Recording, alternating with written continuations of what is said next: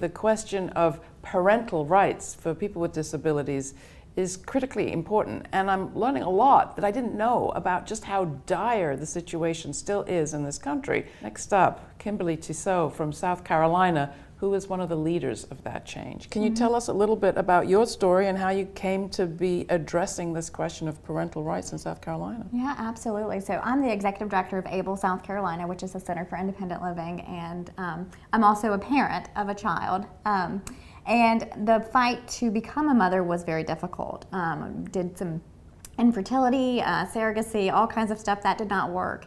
And by the time I was ready to really say we need to look at adoption, we went over to our state's child welfare system, and I wanted to pursue adoption, and they told me that I could not pursue adoption because of my disability. Simple as that. Simple as that. Simple as that. No, did not look at any other financial backgrounds, anything. It said no right at my appearance. And so they did not know who they were messing with, and so I ended up, advocating obviously to adopt, and we did end up adopting, which is great. But as a center director, I kept hearing these stories as well of people either having their children removed because of their disability or not being able to pursue foster care or adoption. What about giving birth?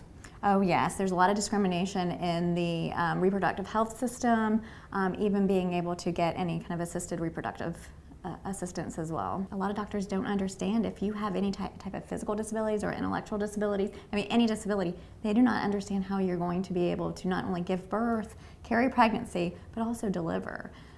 We've seen a lot of situations where parents with a variety of different disabilities, the nurses will walk in after the child is born and immediately call Department of Social Services, and the child is removed at birth. And sterilization abuse? Oh yes, that's unfortunately, people think that that's gone away, but it looks differently now. Women are getting hysterectomies very early on the recommendation of their doctors because of not thinking that they can procreate. And their choices in those areas? We talk about reproductive choice? No choices a lot of times. So clearly we need to reset our discussion around reproductive rights and sterilization abuse. Absolutely. What did you do in South Carolina? So we were able to pass the Persons with Disabilities Right to Parent Act, which is a law that prohibits any type of discrimination on the basis of disabilities for parents. It protects their rights when they go to be a foster parent. It protects their rights to adopt, and also protects their birth children as well. So they cannot have their child removed on the basis of disability.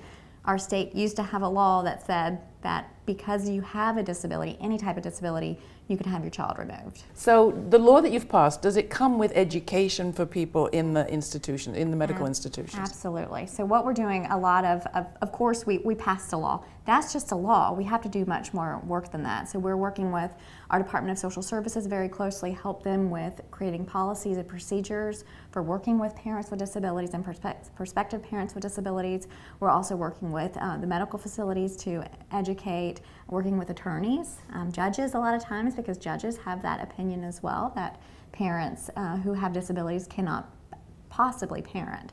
So we're doing a lot of education across the system. And then also educating people with disabilities. If you want to become a parent, you go do it. Let's make this happen, because that disability should never prevent you from doing anything.